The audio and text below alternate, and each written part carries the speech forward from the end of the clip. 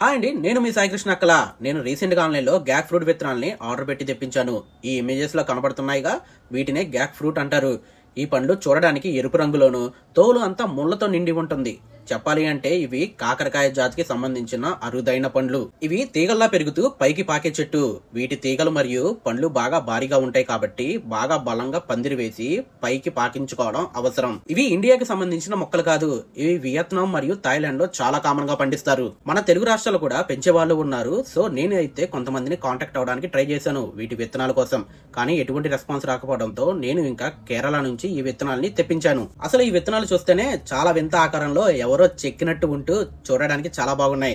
ఇవి నాకు మొత్తం 13 విత్తనాలు వచ్చాయి. కానీ నేను ఇవాళ 7 విత్తనాలు నాటుకుంటున్నాను. ఈ గ్యాక్ ఫ్రూట్ విత్తనాలు డైరెక్ట్ గా నాటితే మనకి మొలకలు రావడం కష్టం కాబట్టి వీటిని నాటుకునే ముందు ఇలాగా పలుచటి క్లాత్ లో విత్తనాలను ఉంచి ఇలా నీటిలో ఒక 2 రోజులు నానబెడితే మనకి మొలకలు త్వరగా రావడానికి అవకాశం ఉంటుంది. ఇలా నీటిలో నానబెట్టడం వలన ఈ విత్తనాలకి ఉన్న పైపొర మెత్తబడి మనకి మొలకలు త్వరగా వస్తాయి. ఈ గ్యాక్ ఫ్రూట్ సాధారణంగా మొలకలు రావడానికి 2 నెలల వరకు సమయం తీసుకుంటుంది కాబట్టి ఈ ప్రక్రియని మనం కొంచెం వేగవంతం చేయడానికి మనం ఒక ట్రిక్ అయితే యూజ్ చేయాలి. ఈ విత్తనాన్ని మనం ఇలా తిప్పుతూ గమనించినట్టయితే విత్తనం మొత్తం ఒకలాగా ఉంటే ఒకవైపు మాత్రం ఇలా డాట్ లాగా చిన్న మచ్చలాగా ఉంటుంది. ఈ ప్లేస్ లో మనం కొంచెం ఇలా కట్ చేసుకొని ఈ విత్తనాలని నాటుకున్నట్టు అయితే మనకు మొలకలు చాలా త్వరగా వస్తాయి.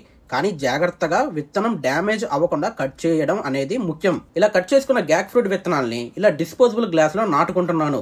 వీటిలో నేను నెలమట్టి, ఇసుక మరియు కోకోపీట్ ని సమానంగా తీసుకున్నాను. ఈ విత్తనాలను నాటుకునే సమయంలో మనం కట్ చేసిన వైపు ఇలా కిందకి వెళ్లేలా నాటుకోవాలి.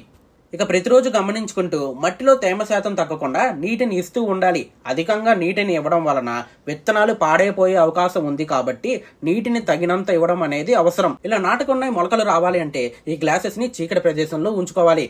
ఇవి మొలకలు రావడానికి సమయం తీసుకుంటుంది కాబట్టి సమయానుసారం వీటిని గమనించుకుంటూ ఉండాలి. ఈ గ్యాక్ ఫ్రూట్ మొక్కని పెంచడం అనేది కొంచెం పెద్ద ప్రాసెస్.